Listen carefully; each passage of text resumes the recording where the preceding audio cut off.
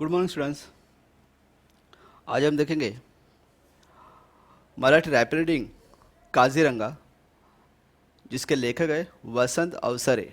वसंत अवसरे काजीरंगा कहते हैं। ये काजीरंगा आसाम में है। आसाम राज्य में काजीरंगा अभयारण्य है। अभयारण्य मतलब सैनिटरी के प्रसिद्ध पढ़त लेखक ने काजीरंगा अभयारण्य, अभयारण्य मतलब जहाँ पे जानवरों के लिए जो जंगल क्या कहते हैं प्रोटेक्ट करके रखा हुआ रहता है, उसको बोलते हैं अभयारण्य। तो वहाँ पे जंगल सफारी उन्होंने की थी। उस जंगल सफारी का वर्णन उन्होंने यहाँ पे किया है। और ये काजीरंगा कहाँ पे? आसाम में है। ओके, देखते हैं लेखक वहाँ पे गए तो वहाँ पे उन्होंने क्या क्या देखा, कौन से जानवर देखे, कौन से पंछी देखे, क्या है वहाँ का माहौल। ओके, वहाँ पे बारिश कैसे, क्या, तो उन्होंने क्या क्या देखा उसके बारे में वसंत जी ने इस लेसन में बताया है। सुमारे 265 चौरस किलोमीटर विस्तार असलेली काझीरंगा पशुस्थळी अथवा अभयारण्य साऱ्या भारताचे एक भूषण आहे। क्या कहा यहाँ पे? सुमारे 265 265 स्क्वायर किलोमीटर, किलोमीटर स्क्वायर, इतने जगह पे, इतने एरिया में फैला हुआ ये काजीरंगा पशुस्थली। पशुस्थली मतलब जहाँ पे जानवर पाए जाते हैं। ओके, या फिर अभयारण्य। अभयारण्य मतलब क्या कि ऐसा एक अरण्य, ऐसा एक जंगल जो जानवरों के लिए क्या हुआ है, संभाल के रखा है, प्रोटेक्ट करके रखा है, जहाँ पे उनको भय नहीं होता। भय का फिर अभय, राइट। तो जहाँ पे उनको भय मतलब डर नहीं होता कि हमारे यहाँ पे कोई शिकार करेगा। तो ये जो काजीरंगा है पूरे इंडिया के लिए एक बहुत ही भूषण मतलब क्या है, बहुत ही गौरवशाली बात है। बहुत बड़ा गौरव है हमारे लिए, इंडिया के लिए, कि इंडिया में इतना बड़ा जंगल है। एक आफ्रिका सोडल्यास इतके विविध आणि असंख्य पशुपक्षी आसामशिवाय जगाच्या पाठीवर इतरत्र कुठेच आढळत नाहीत।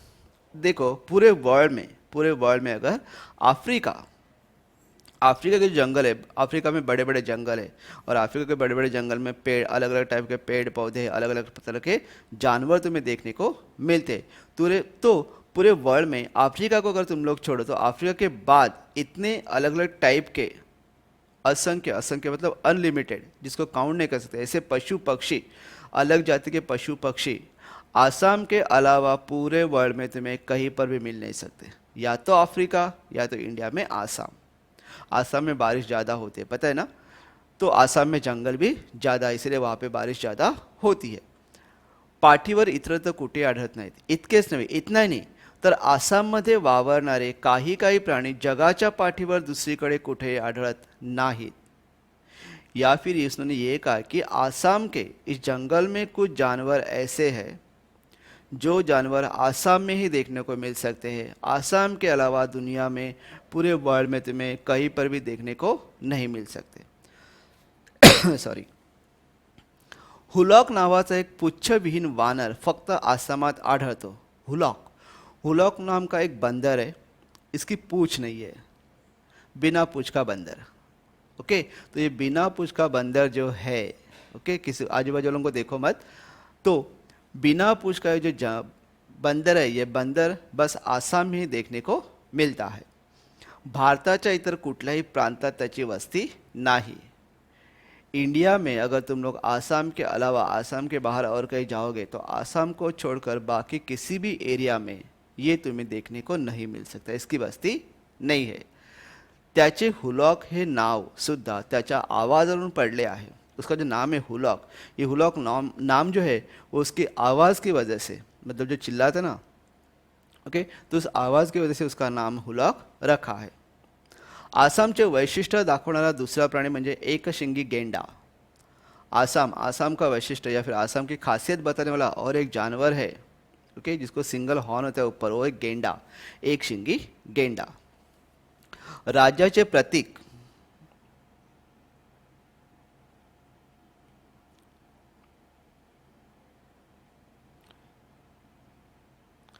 राज्याचे प्रतीक मतलब सिंबल, ओके, उनका स्टेट का सिंबल है। स्टेट का सिंबल के नाम पे आसाम में ठीक ठिकाने त्याचे पुतळे उभारले आहेत। आसाम में कहीं पर भी मतलब बहुत जगह पे, जैसे तुम देखते हो ना कि जैसे नेता लोगों के स्टैचू बनाते हैं, वैसे आसाम में मतलब हर एक चौके पर, हर एक कॉर्नर पे उसका स्टैचू तुम्हें देखने को मिलेगा, किसका? गेंडे का, क्योंकि उनका क्या एक सिंबल है, आसाम का सिंबल है गेंडा। कुणी म्हणेल हा अगदी निर्बुद्ध प्राणी एखाद्या राज्याचे प्रतीक म्हणून का पसंत केला जावा? कोई अगर तुम लोग कहोगे ये निर्बुद्ध, निर्बुद्ध मतलब इसका दिमाग जो है, दिमाग इसका पूरा खाली रहता है, उसको दिमाग नहीं रहता, ये निर्बुद्धि प्राणी है। ओके, तो निर्बुद्धि जानवर इस राज्य का प्रतीक सिंबल कैसे हो सकता है? कहने का मतलब क्या है कि आसाम में रहने वाले सब निर्बुद्ध है, गेंडे की तरह ही है। ओके, तो उन्होंने अपना सिंबल इस गेंडे को क्यों बनाया होगा? पण प्रथमदर्शनी वाटतो तितका हा प्राणी टाकाऊ नाही, लेकिन फर्स्ट है मतलब देखते ही जितना बोलते ना, हाँ ये जानवर का काम क्या है, तो कुछ किसी भी काम का नहीं है, ये तो ना फेकने लायक है, लेकिन वैसा नहीं है, प्राणी टाकाऊ नाही। कोणतरी इंग्रज कवीने गेंड्यावर एक लहानशी कविता करून तो माणसापेक्षा कसा श्रेष्ठ आहे हे दाखवलंय। कोई एक अंग्रेज पोएट था, उस पोएट ने गेंडे के ऊपर एक कविता लिखी है, पोएम लिखी है, और इस पोएम में उसने इंसान से भी गेंडा कितना महान है वो उसने बताया है। देखो कवि है, कवि किसी के ऊपर भी कविता लिख सकता है, उसके पास वो टैलेंट है। बासी मर्ढेकर, मराठी में एक बासी मर्ढेकर नाम के कवि थे, उन्होंने मरे हुए चूहे के ऊपर कविता लिखी। एक चूहा पानी का ड्रम भरा हुआ था, उसमें डूब के मर गया, तो उन्होंने उसके ऊपर पोएम लिखी, पिपात मेले उंदीर। पिपात, पिपात मतलब ड्रम में एक चूहा मर गया, उसके ऊपर उन्होंने पोएम लिखी। पहले तो सब ने कहा कि ये तो भाई सब गए काम से, इनका कुछ काम ही नहीं है, अभी मरे हुए चूहे के ऊपर कोई कविता लिख सकता है क्या? लेकिन ये सच है। बाद में उन्होंने मतलब वो जो मरा हुआ चूहा है उसको उन्होंने सिंबल बनाया, प्रतीक बनाया, मतलब वो चूहे के रूप में किसी और को दिखाना चाहते थे, राइट। तो वैसे ही इन्होंने क्या किया, जो गेंडा है, गेंडे के ऊपर पोएम लिखकर ये इंसान से कितना महान है वो उन्होंने बताया है। एखादा पुतळा पाहणे आणि त्याला प्रत्यक्ष पाहणे यात फर्क असतो। ओके, किसी का स्टैचू देखना और उसको रियल में देखना, किसी को टीवी पे देखना उसको रियल में देखना, विराट कोहली को मैच खेलते देखना और विराट कोहली को तुम्हारे सामने बैठ के चाय पी रहा है ऐसे देखना, इसमें फ़र्क होता है, राईट। मी तर गेंडा व त्याच्याबरोबर आसामातले इतर पशु पक्षीही प्रत्यक्ष व जवळून पाहण्याची संधी मिळावी म्हणून काझीरंगाला आलो होतो। लेखक ने कहा कि गेंडा और उसके साथ साथ और जो जानवर होते हैं, पशु पक्षी जानवर होते, पंछी होते, उनको रियल में देखने को मिलना चाहिए, पास से रियल में देखने को मिलना चाहिए, मौका मिलने के लिए वो काझीरंगा आया था। अशा ठिकाणी वन्य पशु बहुधा सकाळी लवकर अथवा सूर्यास्ताच्या वेळी पाहायला मिळतात। तो ऐसे जगह पर जो जंगली जानवर होते, जो पंछी होते, वो या तो अर्ली मॉर्निंग देखने को मिल सकते हैं या फिर शाम को सनसेट के टाइम पे। क्यों? क्योंकि अर्ली मॉर्निंग उन लोग जंगल में उड़ते हैं, अपना दिन भर के लिए खाना वगैरह, जैसे हम लोग सुबह उठ के काम पे चले जाते हैं और शाम को वापस आते हैं, वैसे उनका भी काम होता है, उनका भी पेट है, उनको भी भागना पड़ता है यहाँ वहाँ। ओके, इसलिए जैसे हम लोग अर्ली मॉर्निंग घर से निकलते हैं, वैसे ये जानवर भी अर्ली मॉर्निंग या तो फिर शाम को सनसेट के टाइम पे देखने को मिलते हैं। आदल्या रात्री खूप पाऊस पडला होता। लेखक जिस दिन गया था उसके आदल्या मतलब पहले वाली रात, बिफोर नाइट बहुत बारिश हुई थी। तेव्हा सकाळी जर पावसाची बुरबुर चढली तर जंगलात जाणे कठिन हे मी जाणून होतो, इसलिए यही अगर बारिश मॉर्निंग में भी होती रही, रात को तो बहुत बारिश हुई थी, बारिश थोड़ी थम गई थी, लेकिन यही अगर थोड़ी थोड़ी बारिश भी अगर होती रही तो जंगल में जाना बहुत ही कठिन था। लेखक को पता था, पर माझे नशीब जोरदार थे, लेकिन लेखक का लक बहुत जोरों में था। दुसऱ्या दिवशी सकाळी आकाश पूर्णपणे निरभ्र होते। अर्ली मॉर्निंग आसमान निरभ्र मतलब बिल्कुल साफ था, क्लाउड्स नहीं थे उसके बीच में, आसमान में क्लाउड्स नहीं थे, बारिश के काले बादल नहीं थे, आसमान पूरा साफ था। पूर्वेचा वारा मग इतका शांत होता, ओके, ईस्ट से बहने वाली जो हवा थी वो हवा भी इतनी शांत थी कि जंगलात फिरणाऱ्या जनावरांना आमचा वास येणे कठिन होते। कि जानवर थे ना, जानवर जो हवा बहती है, तो हवा जो बहती है उससे वो क्या कहते हैं, इंसान की स्मेल जो है, स्मेल को उन लोग इंसान की स्मेल तो उनको वो सूंघते हैं। तो अगर हवा ही नहीं चल रही है तो इंसान की स्मेल वहाँ तक कैसे जाएगी। काझीरंगाची भूमी ही कर्दम भूमी मतलब नरम भूमी, ओके, भूमी ही कर्दम भूमी आहे, नरम भूमी है, कीचड़ है क्योंकि यहाँ पे बारिश ज़्यादा होती है, इसलिए यहाँ की ज़मीन बहुत ही नरम है। इतल्या कमरे इतक्या चिखलातून, मैंने कहा ना कीचड़ से भरी हुई ज़मीन, यहाँ पे कीचड़ देता है, तो यहाँ कमर तक कीचड़ होता है, तो कमर तक जो कीचड़ होता है उस कीचड़ में से घूमना बहुत ही हार्ड वर्क है, मतलब इम्पॉसिबल है, घूम ही नहीं सकते। तो कमर तक कीचड़, पानी में हम लोग कमर तक पानी रहता तो हम लोग उसमें चल नहीं सकते आराम से। तो कीचड़ में, कीचड़ तो वैसे भी ठीक होता है, तो उसमें हम लोग कैसे चलेंगे? शिवाय ते सर्वत्र इतके उंच गवत वाढलेले असते की त्यात हत्तीवर बसल्या माणूस लपून जातो। और वहाँ की जो घास है, वो घास इतनी लंबी है, इतनी बड़ी घास यहाँ पे उगती है कि अगर कोई इंसान हाथी के ऊपर बैठा है तो हाथी के ऊपर बैठा हुआ इंसान भी दिख नहीं सकता, उसमें वो घास में छुप सकता है। इतनी बड़ी यहाँ पे घास होती है। प्रवाशांना या जंगलात फिरून आणण्यासाठी आसाम सरकारने 15-20 हत्ती खास शिकवून तैयार ठेवले आहेत। प्रवासी मतलब जो भी टूरिस्ट या टूरिस्ट यहाँ पे आते हैं तो उनको जंगल में घुमाने के लिए आसाम गवर्नमेंट ने 15-20 जो हाथी है उनको क्या किया है, खास ट्रेन करके रखा है। तो इनके ऊपर बैठ के तुम जंगल में घूम सकते हो, पैदल नहीं घूम सकते हो। हे हत्ती वन्य पशूंना घाबरत नाहीत व दाट गवतातून ते मार्ग काढू शकतात। और ये जो हाथी है ये जंगली जानवरों से डरते नहीं है। और जो थिक यहाँ पे ग्रास है, जो घास है, उस घास में से रास्ता निकाल सकते हैं। साधारणतः असा समज आहे की गेंडा हत्तीच्या अंगावर चालून जातो, पण शेजाऱ्याला निष्कारण त्रास देने वन्य पशुओं रक्तात नसते। कहा जाता है कि हाथी के ऊपर गेंडा जो होता है, गेंडा कभी कभी हाथी के ऊपर क्या करता है, अटैक करता है। लेकिन शेजाऱ्याला मतलब जो पड़ोस में, उसको विनाकारण मतलब बिना मतलब के उसको तकलीफ देना जानवरों के खून में नहीं होता, ये तो इंसान के खून में ही होता है। ये कीड़े सिर्फ इंसान के अंदर ही दिखाई देते, बिना मतलब के पड़ोसियों को क्या करना, परेशान करना। ओके, सो हत्तीच्या अंगावर चालून जातो, पण शेजाऱ्याला निष्कारण त्रास देणे वन्य पशूंच्या रक्तातच नसते। गेंडा देखील या नियमाला अपवाद नाही, और गेंडा भी इसके लिए अपवाद नहीं है। क्वचित केव्हा तरी एकटा असलेला गेंडा समोर येणाऱ्या पशुवर धाड मारायला निघतो। कभी कभी ना अकेला ही बैठा है, वो बोर हो रहा है या फिर उसको मतलब ना कंटाला आ रहा है, तो कभी कभी क्या कर सकता है, वो सामने वाले जो जानवर है उसके ऊपर अटॅक करने के लिए दौड़ता है। लेकिन पण एकलकोंडेपणाचे पर्यावसन तिरसटपणात झाले नाहीतर नवल्स। एकलपना, एकलपना मतलब अकेला अकेला। कभी कभी ना अकेला अकेला रहने के बाद भी इंसान बोर हो जाता है, फ्रस्ट्रेशन हो जाता है ना, उसको मतलब गुस्सा आता है, यार अकेला अकेला बैठा हो, जैसे लॉकडाउन में हालत हो गई लोगों की, राइट। तो उसका पर्यावसन, पर्यावसन मतलब क्या, पर्यावसन, पर्यावसन मतलब बदलाव, बदल। ओके, इसका बदल अगर गुस्से में नहीं हुआ, तिरसठपना, तिरसठपना मतलब क्या, टेढ़े में जाना। ओके, झाले नाहीस तर नवल। जगातील प्रचंड काय, प्रचंड काय मतलब बड़े, बड़े बड़े।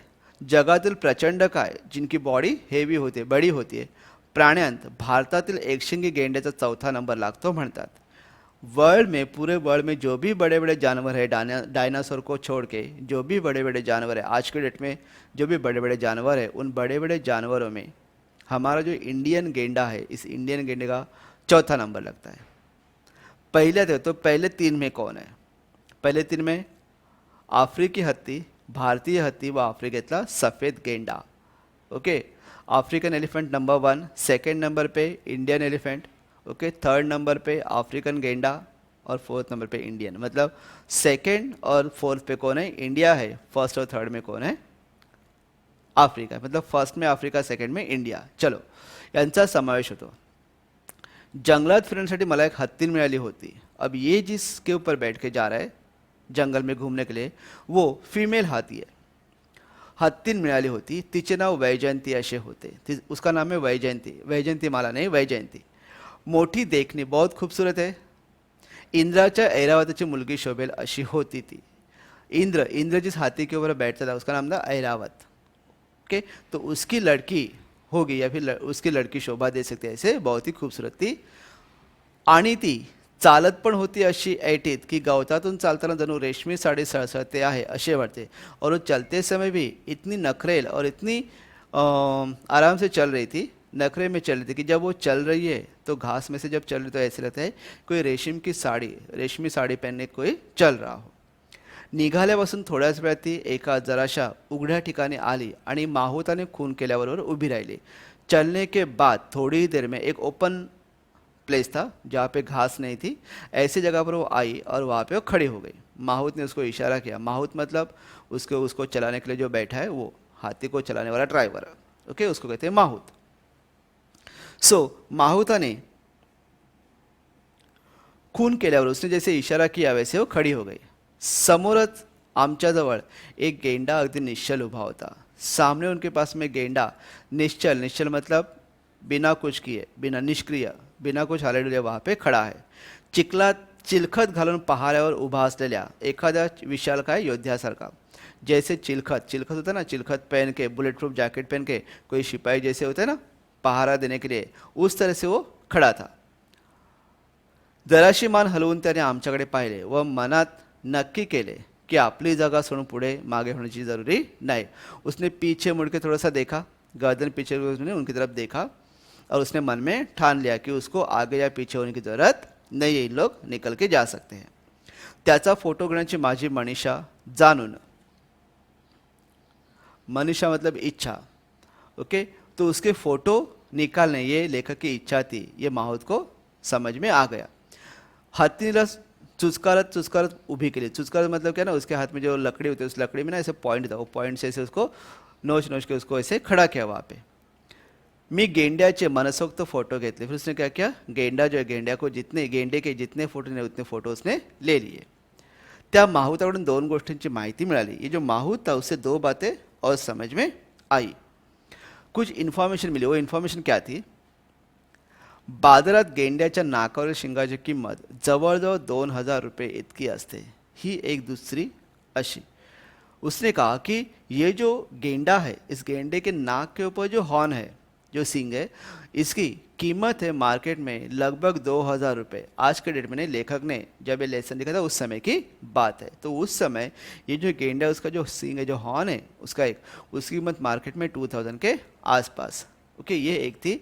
सेकंड क्या है की शरीर थंड राखण्यासाठी चिखलाने अंग माखून घेणारा गेंडा हा मानसिक आरोग्याचा भोगता असतो, सामाजिक आरोग्याचा भोगता असतो। सॉरी, उसने कहा कि शरीर ठंड मतलब अपनी बॉडी है, अपने बॉडी को कूल रखने के लिए, ठंडा रखने के लिए चिखलाने कीचड़ से अपने पूरे बॉडी को क्या करता है, कीचड़ में जाके अपने सारा कीचड़ अपने बॉडी पर लगा लेता है। जो गेंडा है सामाजिक आरोग्य, सोशल हेल्थ का एक भोगता, भोगता मतलब उपयोग करता है। सबंध मोठ्या जंगलात फक्त एकाच ठिकाणी जाऊन तो आपली विष्ठा टाकतो। पूरे जंगल में एक ही जगह पर जाकर वो अपना टॉयलेट करता है। समझ में ना, ऐसे नहीं कि जंगल में कहीं पर, पूरा जंगल है तो अपना ही जंगल है जाकर कहीं पर भी टॉयलेट करे, नहीं, पूरे जंगल में उसकी एक जगह है, उस जगह पर ही जाकर क्या कहते हैं, अपनी विष्ठा टाकतो। विष्ठा टाकतो मतलब वहाँ पे जाकर टॉयलेट करता है। कित्येक मैल दूर असला तरी, कहीं पर भी हो, वो भागकर वहीं पे आके कहते हैं अपना काम कर लेता है। घाण वाटेल तेथे टाकू नये, शेजाऱ्याला त्रास होईल असे वागू नये हे समझनारा गेंडा निश्चयच शहाणाच म्हटला पाहिजे। उसने कहा कि मतलब कहीं पर भी अगर वो शीट करेगा तो क्या हो सकता है, गंदगी हो सकती है ना। तो घान वाठेल ते टाकू नये। हम लोग कहते हैं ना, हम लोग रोड पे चलते तो रोड पे चलते तो हम लोग रैपर फेंक देते, केले खाते उसके छिलके फेंकते थे। ओके, अगर कहीं पे बॉक्स डिब्बा रखा भी है कचरे का तो हम लोग डिब्बे के पास जाकर हम लोग कचरा डालते नहीं है। क्यों मालूम है, क्योंकि डिब्बे के आजू बाजू में बहुत कचरा पड़ा हुआ रहता है।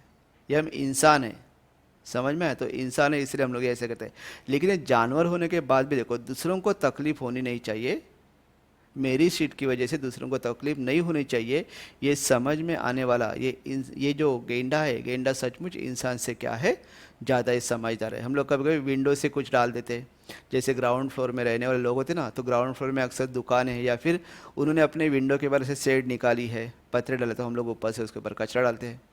हम लोग हमारे विंडो से कुछ भी बाहर फेंकते हैं। ट्रैवलिंग में हम लोग जाते हैं, ट्रैवलिंग करते समय भी बस में से हम लोग क्या करते हैं, रैपर वगैरह बाहर फेंकते हैं। खाते हम लोग है, कचरा दूसरों के लिए फेंकते हैं। ये इंसान करता है, लेकिन ये जानवर होने के बाद भी ऐसा नहीं करता। तो इसलिए इसको ना होशियारी कहना चाहिए। माऊतने खून केली व गरकन वळसगन वैजयंती दुसरीकडे निघाली। माऊत ने इशारा किया और फटा करके टर्न मार के वैजयंती दूसरी तरफ बढ़ गई। त्याच वेळी एक पांढरा शुभ्र गाय बगळा डोक्यावरून पंख हलवत उडाला। इतने में एक वाइट कलर का क्रेन, गाय बगड़ा मतलब क्रेन, क्रेन उसके सर पे से पर हिलाते हुए उड़ गया। मी लगेच मनात नक्की केले की जवळपास कुठेतरी रान म्हशींचा कळप असला पाहिजे। लेखक समझ गया कि आजू बाजू में कहीं ना कहीं पे जंगली भैंस होती है, भैंसें होती है, उनका कोई ना कोई कळप, कळप मतलब ग्रुप, हो ना हो उनका ग्रुप आसपास कहीं ना कहीं पे होना चाहिए। माझा तर्क खरा ठरला और उसने जो अंदाज़ा लगाया था, तर्क, तर्क मतलब अंदाज़ा, तो ये जो अंदाजा था उनका वो क्या हुआ? सच हो गया. गिरकी घेऊन बगळा जिथे उतरला. क्रेन जो होता है, क्रेन क्या होता है, क्रेन डायरेक्ट ऐसे लैंड नहीं करता, वैसे गोल घूम के बाद में लैंड हो जाता है. तो जैसे उसने एक गोल ऐसे चक्कर काटा, चक्कर काटने के बाद जैसे नीचे उतरा, लैंड हो गया, माहूत वैजंती को वहीं पर लेकर गया. आणि 5-15 म्हशींचा एक कळप शांतपणे चरताना आमच्या दृष्टी पडला. और जैसे समझे ना वैसे ही 5 या 15, 10-15 ऐसे भैंसे वहाँ पे क्या कर रही थी, वहाँ पे घास खा रही थी, चर रही थी. गवतातले 15 म्हशीचा एक कळप शांतपणे चरताना आमच्या दृष्टीस पडला. म्हशी गवतातून चालतात त्यावेळी गवतातले अनेक लहान कीटक घाबरून हवेत उडतात. ये जो भैंस है, बफेलोज है, ये बफेलोज घास में से चलती है. जब ये बफेलोज घास में से चलती है तो घास में छोटे मोटे कीड़े होते हैं. ये छोटे मोटे कीड़े जो होते हैं, कीड़े क्या होते हैं, हवा में उड़ते हैं. तो जब ये हवा में उड़ते हैं तो क्रेन्स उनको खा जाते हैं. और उनको खाने के लिए क्रेन्स क्या होते हैं, भैंस के आसपास मंडराते रहते या फिर उनके पीठ के ऊपर बैठकर चलते हैं. विशाल सिंगांच्या 10-15 म्हशींच्या मधून वावर बगळे पाहून मनात आले की निसर्गाची ही काळ्यावरची पांढरी लिपी केव्हा तरी कागदावर चित्रित केली पाहिजे. अभी जो भैंस है, ये भैंस बफेलोज है. बफेलोज क्या है, ब्लैक कलर के बफेलोज है. ये बफेलोज वहाँ पे घूम रहे हैं और उनके ऊपर ये क्या है, क्रेन्स बैठे हुए हैं. तो जैसे रहता है ना कि ब्लैक बोर्ड है और ब्लैक बोर्ड के ऊपर वाइट कलर से क्या किया है, ड्राइंग किया है. ओके, लिपि, लिपि मतलब अल्फ़ाबेट निकाले. तो लेखक के मन में ऐसे ख्याल आता कि कभी ना कभी इस अल्फ़ाबेट को क्या करना है, पेपर के ऊपर ड्रॉ करना है. आसामी जंगलातल्या या रानम्हशींची शिंगे दिसायला मोठी सुंदर आणि विशाल चंद्राकृती असतात. आसाम के जो जंगल है इसमें ये जो जंगली भैंसें जो देखने को मिलती है, इनकी जो हॉर्न्स होते हैं देखने के लिए बहुत ही खूबसूरत और बहुत ही सुंदर होते हैं और विशाल अर्धचंद्राकृती मतलब सेमी सर्क्युलर होते हैं. हत्तीपेक्षा उंच असलेल्या एलिफंट ग्रास मधून चिखल तुडवत माहूताने वैजंतीला पुढे काढले. हाथी से भी ऊंचा जो ग्रास होता है जिसको एलिफेंट ग्रास कहते हैं, हत्ती गवत, एलिफेंट ग्रास. तो एलिफेंट ग्रास में कीचड़ है, कीचड़ को मसलते हुए माहूत ने वैजंती को आगे ले गया. थोडे अंतर चालून गेल्यावर मध्येच थांबून तिने सोंड वर केली आणि तुतारीसारखी दीर्घ किंकाळी फोडली. थोड़ा दूर जाने के बाद उसने क्या किया, उसका जो ट्रंक है, ट्रंक ऊपर करके जोर से उसने तुतारी, तुतारी मतलब होता है ना वो बजाते हैं, तुतारी एक इंस्ट्रूमेंट है. तो वैसे दीर्घ किंकाळी जैसे पुराने ज़माने में राजा महाराजाओं के ज़माने में हुआ करते थे, जब वो आते थे तो ये बजाते थे, तो वैसे उसने ज़ोर से आवाज़ दी. मला वाटले काहीतरी संकट आहे. लेखक को लगा शायद कुछ प्रॉब्लम है, कुछ ना कुछ संकट आया, कुछ ना कुछ प्रॉब्लम सामने है. माहूताने इकडे तिकडे नज़र फिरवली आणि हत्तीला पुढे चालण्याची सूचना केली. माहूत ने यहाँ वहाँ देखा, उसको कुछ दिखाई नहीं दिया और ये जो वैजंती को उसने आगे चलने के लिए कहा. सावधपणे पावले टाकत गवतातून चालत ती एका डबक्यापाशी आली. धीरे धीरे केयरफुली अपने कदम बढ़ाते बढ़ाते वो धीरे धीरे एक पॉन्ड था, उस पॉन्ड के पास आ गई. डबक्याच्या काठावर एक हरिण मरून पड़े होते. वो जो डबका जो पॉन्ड है उसके साइड में बैंक पे उसके तीर पर एक क्या है, एक हिरन है. हिरन वहाँ पे मरा हुआ है. हत्तीने ने पुन्हा एक किंकाळी फोडली. उसने वापस जोर से एक आवाज़ दी आणि तोंड हवेत फिरवून चारों दिशांचा वास घेतला. उसने जो ट्रंक है वो हवा में घुमा के उसने चारों दिशा को स्मेल लिया कि कहीं पे कुछ संकट तो नहीं है. जणू काय मृत्यूची पावले आजूबाजू कुछ रेंगाड़त आहेत. उसको लगा कि शायद मौत है, मौत आजू बाजू में कहीं मंडरा रहे, मतलब कोई शिकारी है जो आजू बाजू में कहीं पे है. रेंगाड़ता है कि क्या याचा मागोवा थे, मतलब वो ऐसे ढूंढ रही थी कोई शिकारी तो नहीं आजू बाजू में. के माहूताने वैजंतीला जरा खाली वाकायला लावले. माहूत ने वैजंती को थोड़ा नीचे झुकने के लिए कहा आणि आपल्या सोबत्याला खाली उडी मारायला सांगितले. आपल्या सोबत्याला मतलब उसके साथ में जो इंसान है उसको उसने नीचे कूदने के लिए कहा. त्या सोबत्याने खाली उतरून हरणाच्या प्रेताचे नीट निरीक्षण केले. वो जो सोबती मतलब उसके साथ में जो एक लड़का बैठा है, तो जैसे वो नीचे उतरता है उसने हिरन जो है, हिरन की बॉडी को उसने ठीक तरह से ऑब्जर्व किया. कुठल्या तरी प्राण्याने छातीत शिंग खुपसून त्याची हत्या केली होती. किसी जानवर ने उसके सीने में जो हॉर्न है, सिंग जो है वो डाल के उसको मार डाला था, त्याची हत्या केली होती. किती नाजूक सुंदर जीव, पण जनावरांच्या एका आंधळ्या वेड्या लहरी बरोबर चक्काचूर झाला था. कितना सुंदर, कितनी सुंदर जान है, कितनी कोमल जान है, लेकिन किसी एक जानवर के अंधे पागलपन की वजह से, अंधी लहर की वजह से ओके, उसके मूड की वजह से क्या होता, ये जो जान थी, ये जान क्या हो गई थी, खत्म हो चुकी थी. त्याचे मन क्षणभर बधी झाले. थोड़ी देर के लिए लेखक क्या, वो जो लड़का नीचे उतरा था उसका मन एकदम शांत हो गया. ओके, मतलब होता ना, वो एकदम स्टिल हो गया कि क्या करना है क्या नहीं ना, उसको बहुत दुःख हुआ. काझीरंगाचा विस्तीर्ण वनप्रदेश तुडवत आणि भिजलेल्या वाऱ्यावर मंद मंद गतीने तरंगत गिरक्या घेणारा जमिनीचा व गवताचा वास हुंगत वैजंती प्रवासी बंगल्याच्या दिशेने चालू लागली. वापस काजीरंगा की विस्तीर्ण वनप्रदेश, बहुत बड़े एरिया में जो ये जंगल फैला हुआ है, उसे पैदल चलते चलते और भीगी हुई जो हवा है, भीगी हुई हवा में जो वहाँ की घास है, ओके, गिरक्या घेणारा जमिनीचा गवताचा वास, जो वहाँ पे जो ज़मीन है और वहाँ की जो घास है उसकी जो स्मेल है, स्मेल लेते लेते वैजंती वापस प्रवासी बंगला मतलब गेस्ट हाउस की तरफ चल रही है.